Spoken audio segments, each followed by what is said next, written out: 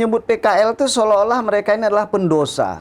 Itu yang kita sedih dengan pernyataan itu. Yuk kita akan membersihkan PKL. Terus apa PKL ini salah?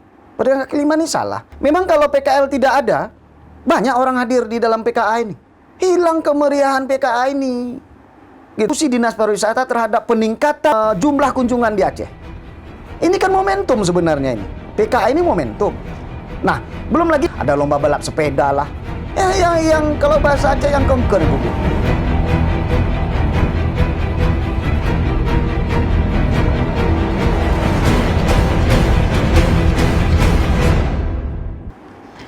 Assalamualaikum warahmatullahi wabarakatuh. Kembali lagi dengan saya Siti Aminah di channel PEHTEM, tepatnya di episode ke-23 tahun keempat edisi Senin 6 November 2023. Bagi rekan yang belum subscribe, silahkan subscribe dan kita masih menunggu komentar yang positif dan membangun pastinya. Baik rekan PEHTEM, kita akan berbincang tentang untuk ke depan kita akan ada jadwal pelaksanaan Pekan Kebudayaan Aceh atau PKA yang semula direncanakan pada tanggal 19 sampai dengan 27 Agustus 2023 mengalami pergeseran atau penundaan hingga tanggal 4 sampai 11 November 2023.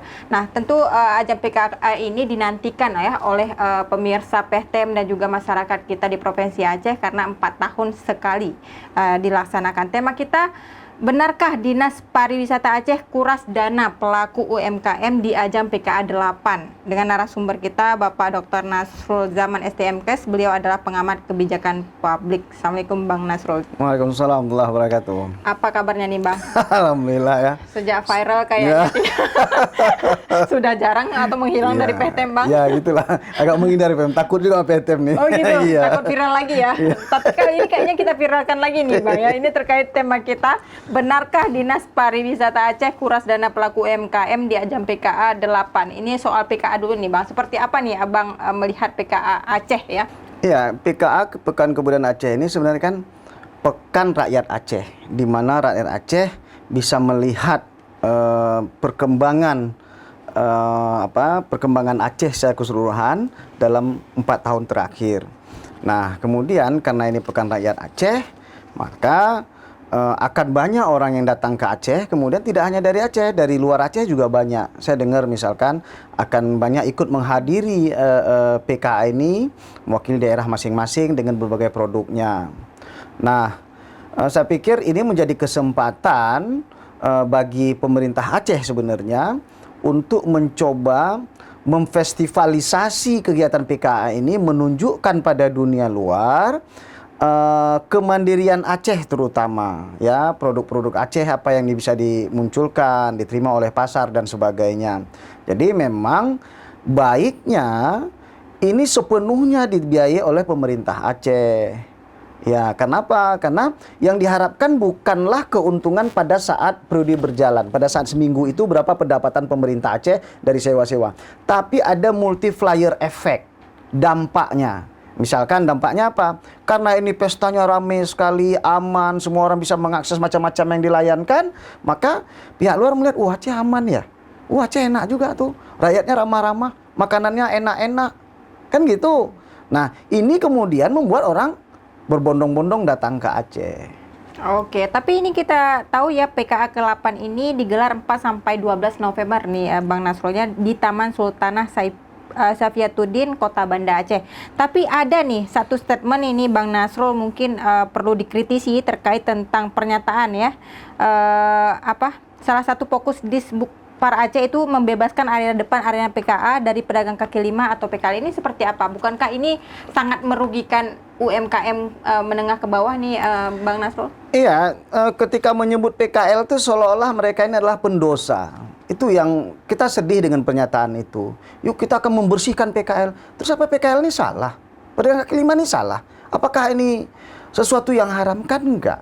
Harusnya dengan prediksi akan banyaknya saudara-saudara kita pedagang kecil ini yang akan hadir, ini membahagiakan kita. Memang kalau PKL tidak ada, banyak orang hadir di dalam PKA ini. Hilang kemeriahan PKA ini. Gitu. Itu satu hal. Yang kedua, siapa sebenarnya PKL ini? PKL ini kan orang-orang pasti orang Aceh. Nggak mungkin PKL datang dari Jakarta. pedagang kaki lima datang dari Jakarta itu kecil sekali kemungkinannya karena kos yang harus dia keluarkan. Ini kan orang-orang Aceh kemudian yang kadang menjual beberapa produk rumah tangganya kan gitu untuk dinikmati pada saat orang berkunjung. Kan gitu. Atau dia beli dari mana sesuatu yang dibutuhkan oleh orang khas Aceh, apakah kopi, PC, yang semuanya sebenarnya adalah orang-orang miskin di Aceh sebenarnya yang berprofesi sebagai pedagang. Pendapatan dia pun sebagai pedagang itu sebenarnya ya paling cukup untuk hari-harian dia. Jadi ketika seolah-olah, oh kita harus bersihkan pedagang kaki lima, ini pernyataannya menurut saya sombong ya. Dan tidak pro rakyat kecil. Iya, sombong. Pernyataan yang sombong dan angkuh. Padahal dia mengelola uang rakyat. Memang APBA itu uang siapa? Uang kepala dinas? Uang PJ gubernur? Kan bukan. Itu uang rakyat Aceh kok. Kalau kita boleh berbanding terbalik, misal pernyataan kita, kenapa untuk PON, ya, untuk PON, di mana kesinggungannya dengan masyarakat itu tidak sebesar PKL, kenapa kita mau mengasih 1,2 triliun? Kalau hanya berbagi space pun dengan pedagang kaki lima kita nggak mau. Zalim nggak nih pemerintah terhadap rakyat kecil nih? Maka saya bilang ini sombong, ini feodal, ini begini-begini, sikap-sikap yang yang sangat antipati seolah-olah dia bukan petugas rakyat, gitu loh. Ya PJ gubernur, ya kepala dinas, ya DPR adalah petugas rakyat yang harus melayani rakyat. Siapa rakyatnya? Ada pedagang kaki lima, ada UMKM, ada pengusaha, ada juga pengusaha besar. Kan itu semua yang harus dilayani. Maka berilah kesempatan pada pedagang kaki lima ini yang memang butuh bantuan, butuh support, butuh uluran tangan supaya dia bisa terangkat kehidupannya. Saya berharap misalkan dulu kan pernah juga, ingat ini Bu dulu ingat Peci Aceh itu? Iya. Itu kan pedagang kaki lima mulanya. Tapi sekarang kan jadi viral. Orang pakai itu dari Aceh. Jadi ciri khas Aceh. Memang tiba-tiba dia besar dari UMKM yang kelola pabrik, kan enggak. Dia pedagang kaki lima merajut awalnya di Lok Semawe, kemudian jadi banyak, kemudian orang ikut. Itu awalnya begitu. Jadi pemerintah Aceh tidak pernah belajar. Mungkin ini kepala dinasnya terlalu muda ya. Terlalu muda, saya pikir memang nggak pantas. Saya beberapa kali mencermati kepala dinas pariwisata ini jauh dari ruh-ruh pemberdayaan masyarakat di dalam pengelolaan pariwisata. Harusnya pariwisata menjadi pintu masuk bagi pengembangan ekonomi masyarakat. Kita nggak punya pintu masuk strategis lain selain pariwisata di Aceh. Kita nggak punya industri kan. Apalagi industri skala menengah besar kita nggak punya. Kecuali PKL tadi. Nah tiba-tiba ujuk-ujuk dia datang, petatang petenteng, PKL kita bersihkan. Wah gaya bener. Oke, ini jadi highlight ya pemirsa PTM, PKL dibersihkan pada ajang PKA yang ke-8. Tapi siapa orientasinya nih Bang Nasrul kalau misalnya PKL dibersihkan? Apakah memang UMKM yang memang sudah kaya atau seperti apa?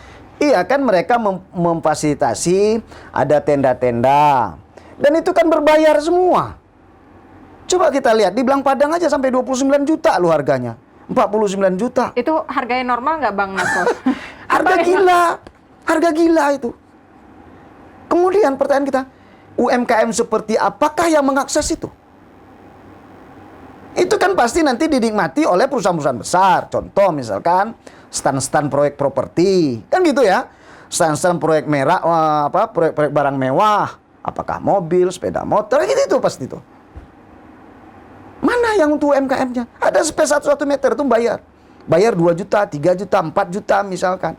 Nah, terus sebulan, 6 bulan, 6 hari kita, 8 hari ya, kita kontestasi PKA ini dengan gegap gempita. Terus apa kontribusi untuk UMKM? Harusnya all in nih pemerintah Aceh tanggung nih. Stand nggak berbayar. Tinggal semua UMKM daftar kemudian diundi aja. Dibagi. Sebanyak-banyaknya. Itu semangat kita membangun Aceh. Kan harusnya begitu. Tapi kan tempatnya terbatas nih Bang Nasrul. Kalau seandainya Buat beberapa tempat, katakan di PKA ada, di Blang Padang ada, kemudian di Murtala ada, begitu loh, beberapa lokasi. Jadi pesta rakyat ini benar-benar terasa dengan ciri khas masing-masing.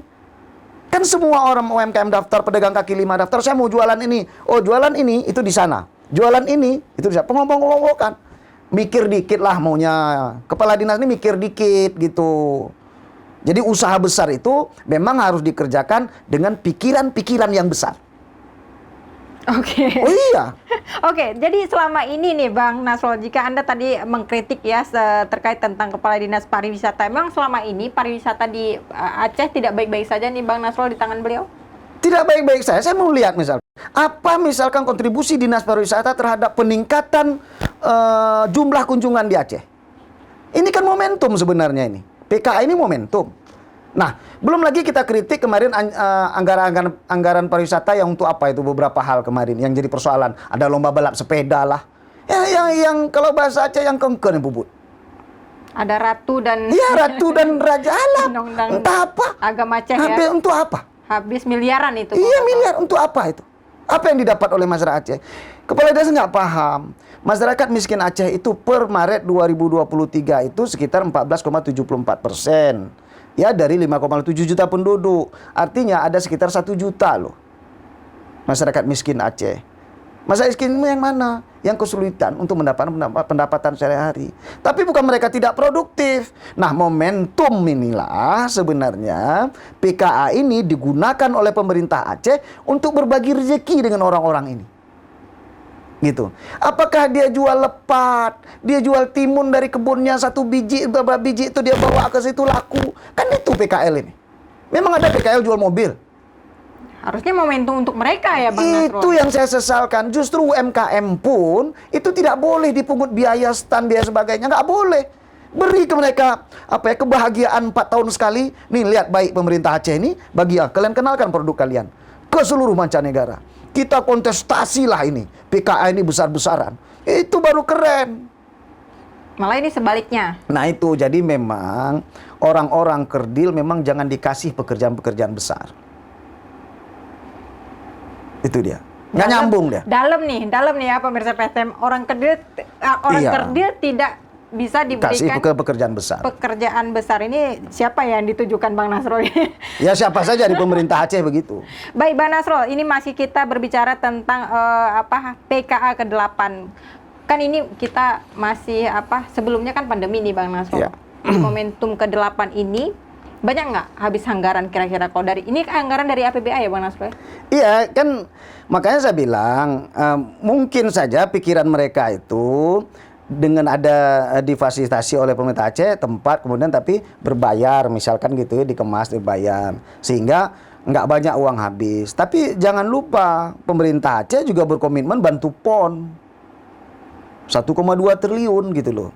Mari kita bersikap adil saya pikir. Jadi momentum Pekan Kebudayaan Aceh ini harusnya digunakan oleh pemerintah Aceh untuk menunjukkan kami itu tidak membeda-bedakan kepentingan. Ya, PON kita bantu, tetapi PKA ini juga kita bantu. Kan harusnya begitu mikirnya. Nah, kenapa PKA ini langsung bersentuhan dengan orang-orang PKL tadi itu? Tapi kan kalau PON itu kan nasional, ya? Iya, tapi kan dilakukan di Aceh, pakai uang Aceh. Terus nggak semua rakyat Aceh menjadi atletnya. Nah, kalau Bang Nasrul sendiri setuju nggak? Kalau Nggak setuju. Aceh misalnya menyumbang 1,2 Saya nggak setuju. Dari saya sejak awal saya bilang tolak saja PON di Aceh. Nggak ada untungnya kok. Karena pakai uang Aceh. PON-PON di daerah lain itu menggunakan APBN sehingga berdirilah stadion-stadion megah, venue-venue olahraga yang hebat dibiayai oleh APBN. Aceh ujuk-ujuk jadi tuan rumah pakai uang sendiri. Kan kalau nggak dungu goblok. Gitu ceritanya. Itu gimana nih ceritanya Bang Nasrul? Apakah memang kurang loyalitas atau memang Bukan. kita dikerdilkan sama pusat? Cara pandang keberpihakan terhadap rakyat itu yang perlu dievaluasi. Kalau memang kita menjadi pemimpin itu tidak bisa membedakan mana kebutuhan, mana kepentingan, maka seperti Aceh saat inilah yang terjadi. Jadi anggaran rakyat digunakan untuk memenuhi kepentingan, bukan memenuhi kebutuhan rakyat. Gitu dia. Jadi selama ini memang betul pejabatnya tidak betul-betul pro rakyat nih Bang Nasrul ya? Bisa saya bilang begitu dalam 1-2 tahun terakhir ini. Berbanding nggak terbalik nih, misalnya ke PON 1,2 triliun, tapi kalau misalnya ke PKA diirit-iritin. Iya, paling anggaran PKA 200 miliar pajaknya paling. dibebankan lagi kepada masyarakat. Nah itu dia. Maka kalau kita laga, jelas sekali lah kemana orientasi pemerintah Aceh. Kan gitu. Nah, jadi kita nggak usah bandingkan dengan PON lah. Saya pikir itu udah kebijakan mereka, mungkin ada tekanan dari pusat dan sebagainya. Tapi maunya tidak sebesar itu juga, gitu ya. Tapi dalam konteks PKA ini harusnya mereka lebih pro pada rakyat, ya kan? Lebih pro pada rakyat. Konsolidasikan dana-dana privat untuk membantu pembiayaan PKA ini. Harusnya kan begitu dimikirnya. Jadi jangan misalnya jadi pemerintah itu makanya saya bilang tadi, butuh kecerdasan untuk kerja-kerja besar. Jadi ini ya, pemerintah Aceh ini berpikir, oh uang kita cuma segini di APBA. Dia tidak tahu bahwasanya banyak juga orang yang peduli pada PKA ini yang mau menyumbang. Perusahaan, perbankan, privat sektor akan banyak. Karena misalkan dia akan menjual produknya, oke, kalian mau masuk produk, kalian daftar. Kalau perusahaan besar, untuk apa kita baru pungut? Tapi UMKM jangan dipungut. Gitu loh. UMKM jangan dipungut. Sediakan space paling 1-2 meter, 1-2 meter. Biarin aja itu. Bila perlu, tim pemerintah Aceh siapkan tim audiovisual beberapa tim. Mungkin Ya. pertimbangannya Bang Nasrul, kenapa harus dikutip anggaran? Karena memang kan UMKM kita tidak sedikit juga. Ya justru inilah kesempatan UMKM dapat bantuan pemerintah. Memang selama ini apa sih yang dibantu pemerintah untuk UMKM? Pajak kita dikejar-kejar habis-habisan terus. Apa yang sudah dibantu pemerintah untuk UMKM ini? Pasar pernah disiapkan oleh pemerintah? Nggak pernah disiapkan. Mana regulasi? Ada nggak pemotongan pajak bagi UMKM? Nggak ada juga. Paling Danakur. Danakur itu kebijakan pemerintah pusat, bukan kebijakan pemerintah Aceh. Berarti selama ini UMKM tidak terbantu sama sekali oleh pemerintah? Saya pikir bukan tidak langsung tidak terbantu, tetapi belum terbantu dengan cukup baik oleh pemerintah Aceh. Gitu, misalkan kita bilang tidak terbantu, tak elok juga. Kenapa? Karena pengurusan badan hukum UMKM kan mudah. Pemerintah Aceh punya PTSB. Itu menurut saya itu adalah bantuan dari pemerintah Aceh. Tapi kemudian setelah dia menjadi UMKM, kemudian supporting seperti apa yang dilakukan pemerintah Aceh untuk dia tumbuh dan berkembang serta membesar, ini yang belum kelihatan. Ajang-ajang event seperti sekarang PKA ini menjadi penting bagi UMKM untuk mengenalkan produknya. Makanya saya bilang, pemerintah Aceh itu harusnya berpikir ini gratis bagi UMKM, sebanyak-banyaknya UMKM Aceh daftar, kemudian dibagi, diundi. Nah gitu ya, dibagi tempatnya. Diundi tempatnya. Untuk pemilihan tempat diundi, berapa UMKM terdaftar. Katakan ada 11.000. Oke, 11.000, siapkan semua 11.000. Gitu. Banyak banget tuh Bang Nasrul. Iya kan nggak mungkin juga 11.000 yang daftar. Berarti random UMKM ya? Aceh kan sekitar 14.000. Paling nanti yang mungkin ada dan serius. Kan persyaratannya ada. Ketika mendaftar produknya apa. Kan gitu kita daftarin tuh semuanya. Badan hukumnya sudah jelas. Bayar pajak terakhir. Gitu-gitulah maksudnya. Mudah lah kalau mau berpikir. Oke, siapa nih yang memang, apakah hanya pekerjaan dinas pariwisata aja nih untuk PKA nih Bang Nasrul? Atau... Harusnya tidak dia saja. Karena kalau dia saja nggak mampu, memang begini akibatnya. Nggak mampu kalau dia saja. Dia harus kolaborasi sebenarnya. Kolaborasi dengan para pihak, dengan stakeholder-stakeholder lain. Jadi harusnya tim bersama. Apakah ini menjadi momentum untuk PKA 8 ini memang yang paling meriah setelah pasca tsunami? Kalau misalnya Bang Ya Nasrul pasca tsunami mungkin enggak. Ada beberapa. Saya pernah bikin sebelum PKA ke-8 kalau saya nggak salah. Ini PKA berapa nih? ke-8 ini. Ini ke-8 ya? PKA ke-6 atau berapa? Saya pernah bikin Maulid Akbar wilayah Tengah Tenggara pedalaman Aceh dulu. Dan besar sekali, habis itu kita PKA. Bukan yang terbesar ini. Berarti akan ada Itu setelah peluang-peluang tsunami ya, dulu. ini permasalahan Ya, yang terjadi. artinya masukan kita ini diambil menjadi catatan bagi pemerintah Aceh ke depan untuk tidak mengulangi yang menurut saya ini banyak sekali lubang-lubang kalau kita mau membangun UMKM Aceh yang kuat. Oke, Bang Nasrul, ini masih berbicara ya, kita pemirsa PTM terkait tentang Dinas Pariwisata dan kinerjanya selama ini untuk Kota Banda Aceh atau Provinsi Aceh.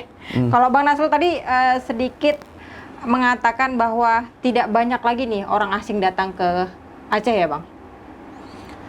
Iya, orang asingnya kalau kita lihat pasca COVID memang menurun lah kan. Ini kan masih tahap recovery nih, masih tahap recovery. Artinya memang kemiskinan juga makin tumbuh. Kalau kita lihat 2002 kita kemiskinan kita 2021 kemiskinan 15, sekarang udah mulai turun 14,74. Saya pikir ini menunjukkan ada penurunan angka kemiskinan dalam 2 tahun terakhir ini. Ya meski ya 1% dalam 2 tahun yang menurut saya sudah signifikan juga menurun angka kemiskinan. Nah, ini kan perlu dijaga dengan insentif-insentif sebenarnya. Apakah nanti orang datang, banyaknya upaya-upaya padat karya, proyek-proyek padat karya dan sebagainya.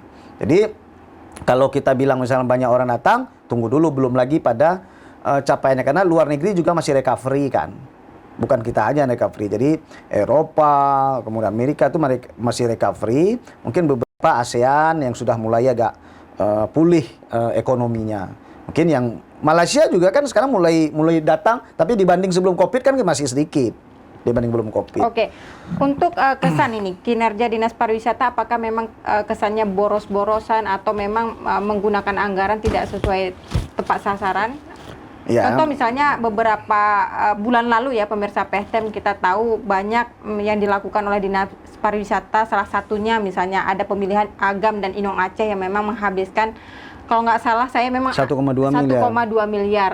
Apakah memang tidak ada hal yang memang yang betul-betul diperlukan oleh masyarakat yang dilakukan oleh Dinas Pariwisata ini? Dari kacamata Bang Nasrul sendiri nih, dari pengamat kebijakan publik seperti apa? Iya kan. Apakah hanya berbicara soal seremonial seperti itu? Iya, gagasan-gagasan besar tentu dilahirkan dari pikiran-pikiran besar tadi saya sampaikan. Jadi memang ada kesalahan gubernur di dalam menentukan orang nomor satu di pariwisata. Ketidakmampuan dia di dalam merumuskan keberpihakan pada masyarakat yang lebih luas dalam mendesain program-program pariwisata itu menjadi soal tersendiri. Gitu. Jadi hanya menunjukkan show, expose gitu ya, yang terkenal dianya gitu, bukan bukan masyarakatnya. Dan oleh karena itu saya pikir kan kalau kita mau flashback ke belakang kan kita baru saja Covid, upaya stuck semua, bisnis kan banyak yang rugi masih. Kita terlilit utang bank juga banyak, UMKM ini sebagainya gitu ya. Ini contoh PEHTEM aja nih udah 3 tahun juga masih terus miskin juga gitu. PEHTEM bertahan di tengah masyarakat miskin. Iya. PEHTEM-nya nggak miskin nih, Bang. PEHTEM-nya nggak miskin. Ya, saya melihat miskin nih sarana prasarana masih dari berapa tahun yang lalu ini udah nggak dipakai lagi sebenarnya, ini udah tua-tua semuanya. Oke, tapi tetap bertahan ya di tengah masyarakat. Itu menunjukkan sebagai UMKM pada bisnis digital, PEHTEM juga mencoba mempertahankan eksistensinya, gitu ya, dengan ya caranya sendiri. Nah kan gitu kita lihat. Nah oleh karena itu masih banyak PT-PT lain, UMKM lain yang kemudian bertahan dengan caranya sendiri. Makanya PKA sebenarnya menjadi momentum tadi saya bilang. Momentum untuk menunjukkan pada dunia luar bahwa saya UMKM Aceh itu hidup dan terus menggeliat. Maka pemerintah Aceh bantu. Apa yang dibantu? Tadi misal tidak dipungut biaya, satu. Yang kedua, bantu publikasi. Saya membayangkan ada 25 tim audiovisual yang dipakai oleh pemerintah Aceh, kemudian membuat dokumentasi ya semua aktivitas perdagangan di Pekan Kebudayaan Aceh ini secara masif, kemudian membuat dengan baik, kemudian itu disebarkan kemana-mana. Ada nggak pemerintah Aceh mikir begitu? Kan itu yang perlu dibutuhkan. Saya membayangkan begitu. Dengan ajang digitalisasi begini kan mudah sebenarnya. Semua orang bisa terkenal. Orang tiba-tiba ngelihat, Aceh ya, ini makanannya ada di Aceh ya misalnya. Ya itu gitulah. Nah kan ini menjadi ajang promosi budaya iya, juga. Iya. Kalau misalnya tahun-tahun sebelumnya untuk PKA sebelumnya nih Bang Nasrul, banyak nggak orang dari luar daerah datang ke Aceh? Banyak, terutama dari Padang, Pekanbaru, Medan tuh banyak yang datang. Banyak yang datang, Jakarta juga beberapa. Tapi karena jadi begini, kita belum mampu mengemas Pekan Kebudayaan Aceh ini menjadi sesuatu yang menarik minat orang. Kebanyakan pekan kebudayaan rakyat yang dibangun di mana-mana itu as usual. Biasanya ya dia menampilkan tariannya kalau ada, dia menampilkan makan-makanannya. Terus yang lebih banyak adalah pameran baju, sendal jual gitu. Kebutuhan saya. Jadi seolah-olah memindahkan pasar ke Nah itu dia. Itu kesannya yang selama ini. Iya, bener. Karena kita nggak berani ngemas. Makanya saya bilang tadi, kerja-kerja besar gagasan besar dibutuhkan oleh orang-orang besar. Karena kan masyarakat datang ke PKA juga misalnya mau melihat event-eventnya. Harusnya begitu. Barang-barang murah yang dijual di PKA tersebut. Yang unik-unik yang ada di kampung-kampung itu apa sebenarnya? Kemudian katakanlah ada kerajinan sulam-sulaman gitu ya. Kemudian ada bordir-bordiran. gitu ya. Terus apalagi itu yang mau dilihat, bukan memindahkan jualan dagangan pasar ke PKA ini. Nah itu kan panitia, itu kan dinas pariwisata yang ngatur. Ada nggak diatur tentang itu? Makanya dibutuhkan pendaftaran. Ini kan enggak. Siapa mau mendaftar asal sanggup beli, stand nomor sekian, sekian harganya, stand apapun yang dia jual situ nggak ada masalah. Kan itu yang terjadi sekarang. Akhirnya pedagang pasar ngambillah baju dari Jakarta Tanah Abang atau dari online, juallah jilbab ini. Itu kan isinya nanti. Pikiran saya begitu. Tidak ada yang enggak. berbeda ya dari tahun ke tahun. Biasanya begitu memindahkan dari barang-barang pasar Aceh itu ke PKA gitulah. Dan yang membedakan cuma pedagang kaki lima macam-macam, ada jual apam, ada jual macam-macam itu.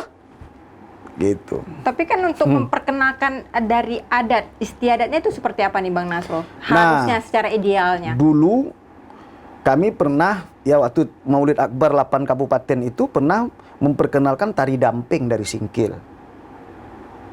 Terus silat alas. Dan itu nggak pernah ada di Aceh. Nggak pernah muncul di Aceh. Nah, kenapa itu tidak dikemas menjadi begitu? Kapan itu diatur? Misalkan yang nggak pernah muncul dari Semelu sebenarnya. Ini pertanyaan saya misalkan. Apa seni budaya Semelu yang harus kita tonjolkan? Sebagai orang Aceh, kita kan harus tahu tuh. Dari Klut apa? Dari Anek Jame apa? Dari Pidi apa? Kan itu yang mau kita tahu nih sekarang nih. Ketika kita bicara Pekan Kebudayaan Aceh. Nah kemudian hasil pemikiran-pemikiran orang yang dipamerkan di situ apa? Apa kebersihan anak Aceh? Apakah yang di dalam Aceh atau di luar Aceh kemudian disampaikan? Oh ada anak Aceh sekarang dia kerja di Google, kerja di misalkan di tempat di X itu misalkan, gitu ya. Kemudian di apa Elon Musk dan sebagainya misal ditonjolkan sosok dia gitu ya. Nah begitu-begitulah. Atau ada pengusaha dagang Aceh yang luar biasa sekarang, itu dimunculkan saja. Kasih space-nya. Untuk orang melihat, wah Aceh berarti mengenai kebudayaan itu, budaya dan pemikiran ya. Artinya, oh iya Aceh, benar Aceh mulai tumbuh dan berkembang. Tidak hanya ekonominya, bisnisnya, juga pemikiran-pemikirannya. Kan gitu, capaian-capaian prestasinya. Apakah prestasi akademisnya, apakah prestasi bisnisnya, atau prestasi-prestasi yang lain yang kemudian berdampak pada kemaslahatan masyarakat. Itu yang mau kita lihat. Ada nggak space itu? Penampilan-penampilan yang selama ini tidak pernah hadir ya. Bener. Gali lagi. Digali dan kita merindukan Tapi kan selama itu. ini Bang Nasrul kan yang kita sudah pernah lihat ya pemirsa PT, misalnya kan ada yang rumah, misalnya rumah adat istiadat. Ya rumah adat Aceh paling itu. Terus di PKA itulah rumah-rumah adat dan beton semua kan. Dulu harusnya kan dari kayu sebagainya. Tapi nggak apa-apa lah, itu contohnya bentuknya seperti itu udah bagus. Cuma rumah adat itu yang permanen. Tapi isi adatnya itu kan cuma ini sama juga pakaiannya, ya pakaian, itu saja pelaminan. Tapi kapan misalkan budaya-budaya bagaimana orang alas turun ke sawah, orang Pidi itu, misalnya begini budaya itu, sehingga dulu itu tidak banyak haumatikus misalkan, karena apa? Misalkan ada Kejurun Belang, ada Panglima Laut, Panglima Utun kita terjaga, yang begini-begini di mana disampaikan? Tarian-tarian seni budaya yang punya makna-makna besar. Ya, sedati kapan munculnya, kenapa itu muncul, atau tari lapai dan sebagainya itu, saman dan sebagainya, kapan munculnya. Mungkin pas di momentum pembukaan PKA nanti Bang Nasrul. Itu ada nggak semua? Enggak. Paling ya, sedati, saman, ya biasa-biasa lah. Berarti belum menggali betul-betul Nah, iya itu harusnya event 6 hari ini dikemas di dalam pentas, beberapa pentas, karena tidak cukup satu pentas kan gitu, ada beberapa pentas. Oh jadi menunya pengunjung tuh bisa lihat, oh saya mau lihat alas dengan kesedihan dan sebagainya tuh malam ini dari itu Singkil seperti apa, Klut seperti apa, Anek Jame, Semelu, sebenarnya begitu dia. Kan? Dengan ajang PKA seperti itu nih Bang Nasrul, apalagi 4 tahun sekali ya, tepatnya di kota Banda Aceh, di Taman Ratu Sapiatuddin dan beberapa titik lokasi lainnya. Apakah itu bisa meningkatkan pertumbuhan ekonomi kota Banda Aceh? Pasti, Insya Allah itu pasti, kan uang masuk pasti tinggi, uang beredar pasti banyak. Tapi itu kan dampak yang sekejap ya, dalam seminggu kan, kemudian itu kan akan efek buih sebenarnya. Tapi orang yang berjualan di area itu UMKM itu apakah memang dari Kota Banda Aceh atau bisa dari luar? Bisa dari luar, bisa dari luar. Teman saya yang menjual kaligrafi, katanya udah ada pesan tempat juga. Yang di PKA ini, tanggal 4 dia datang. Tapi nggak bisa kita bayangkan nih Bang Nasrul, pasti membludak dan nggak tahu ya parkir di mana. Kami juga Iya, makanya kan kita mengharapkan event besar ini dikelola secara pikiran yang besar, melibatkan banyak orang. Jadi jangan mengharapkan hanya orang-orang dinas pariwisata misalkan gitu ya. Stakeholder privat sektor juga harus didorong. Jadi ketidakmampuan misalkan anggaran dari pemerintah bisa didorong juga bagaimana anggaran privat sektor untuk membantu ini gitu loh. Karena kan transaksi keuangannya akan lebih tinggi juga di sini nanti. Kan gitu. Produk-produk dari privat sektor juga punya space, punya kesempatan untuk menunjukkan sehingga orang tahu. Nah, itu yang harus dilibatkan. Tapi yang paling penting adalah menurut saya kalau UMKM besar itu dia sudah punya segmen sendiri, sudah punya strategi sendiri untuk bertahan hidup. Tapi PKL itu hidupnya dari waktu ke waktu. Oleh karena itu statement seperti yang kemarin, dengan gagah berani kita tertibkan, itu sudah memukul hati dan perasaan kita.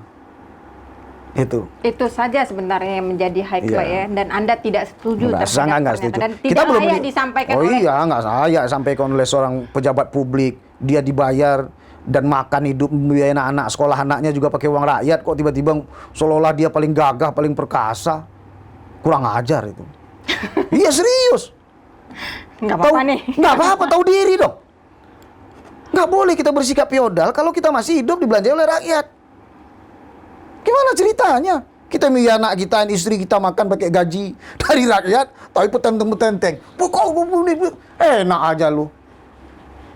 Oke, Bang Nasrul, ini juga menarik ya pemirsa PTM sebenarnya kita membahas tentang PK ini. Tapi tema kita nih Bang Nasrul, benarkah Dinas Pariwisata Aceh kuras dana pelaku UMKM ini? Bisa dijawab Iya, kalau dari statement Anda tadi? Iya, tadi? kalau saya tersirat, ya bahasanya itu nggak vulgar begitu. Jadi seolah-olah masa PKA udah UMKM-nya kembang kempis, kita ambil lagi dari dia untuk membiayai, itu nggak fair. Karena kan kita butuh tangan pemerintah, butuh perhatian pemerintah membangun UMKM. Kalau UMKM-nya terbangun, pajaknya masuk, kembali untuk pemerintah. Jadi mikirnya itu jangan sikat, mikirnya itu strategis gitu loh. Jadi kalau ini enak aja UMKM ini datang, dia harus bayar dong. Mereka mampu tuh bayar. Nggak begitu cara berpikirnya. Kalau saya gubernur pemerintah Aceh, ya, saya akan anggarkan semuanya gratis. Tapi ikut aturan kita kelola. Nggak bangkrut tuh pemerintah kalau bisa gratis? Gimana? Enggak. Memang pemerintah ini siapa punya? Kan rakyat punya.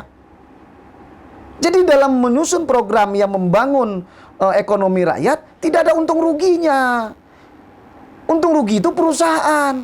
Karena perusahaan berapa masuk, berapa keluar, berapa yang masuk. Kalau pemerintah enggak. Kalau dia keluarkan sekarang katakanlah habis 300 miliar, masuknya itu dari pajak yang akan dibayar oleh rakyat. Berapa UMKM tumbuh, berapa tenaga kerja diperkerjakan, berapa orang kemudian bisa sekolahkan anaknya, berapa orang yang kemudian bisa berobat, makan, belanja konsumtifnya berapa. Kan gitu. Karena negara tidak mampu memperkerjakan semua rakyatnya, maka UMKM yang memperkerjakan. Itu keuntungan. Jadi keuntungan dari pemerintah itu bukan uang yang masuk saja, tapi ada yang tidak kelihatan, tapi itu menguntungkan pemerintah, gitu loh. Oke, baik Bang Nasrul, untuk closing statement silahkan sampaikan kepada pemirsa PTM yang ada di rumah maupun kepada Dinas Pariwisata dan juga pemerintah Aceh terkait tentang PKA ke-8. Silahkan Bang Nasrul. Ya, mari kita sukseskan PKA ke-8 ini dengan segala plus minusnya. Harapan kita PKA ke-9 ke depan dikelola oleh orang yang baik, orang yang benar, orang yang memiliki ide dan gagasan yang besar. Kemudian catatan kita, mari kita amankan Aceh ini dalam perhelatan ini sehingga kita menunjukkan pada dunia luar bahwa Aceh ini aman, tentram dan nyaman untuk dikunjungi, aman dan tentram untuk untuk bisa menikmati apa yang ada di Aceh ini, baik budayanya sebagainya. Jadi kita tunjukkan adat istiadat kita itu berperadaban tinggi pada dunia luar. Oke, Bang Nasrul, saya punya tebak-tebakan nih. Harus dijawab ya. Apa beda Bang Nasrul dengan BMKG? Nggak tahu? Apa ya? Nggak tahu deh. Nggak tahu ya? Kalau tahu nggak permisa PTM. Kalau misalnya BMKG itu meramal cuaca. Kalau Bang Nasrul meramal pejabat nggak becus kerjanya. Baik Bang Nasrul, terima kasih Bang Nasrul atas masukan, kritikan ya. Tentu ini menjadi masukan juga untuk Kepala Dinas Pariwisata dan juga agar bisa PKA ini meriah dan juga menambah perekonomian di Kota Banda Aceh khususnya. Baik pemirsa PTM, tonton terus podcast kita di setiap hari Senin dan Kamis pukul 10 pagi dan jangan lupa tekan lonceng untuk mendapatkan informasi terbaru, like, share, and subscribe juga. Saya Siti Aminah mohon undur diri. Assalamualaikum warahmatullahi wabarakatuh. Waalaikumsalam.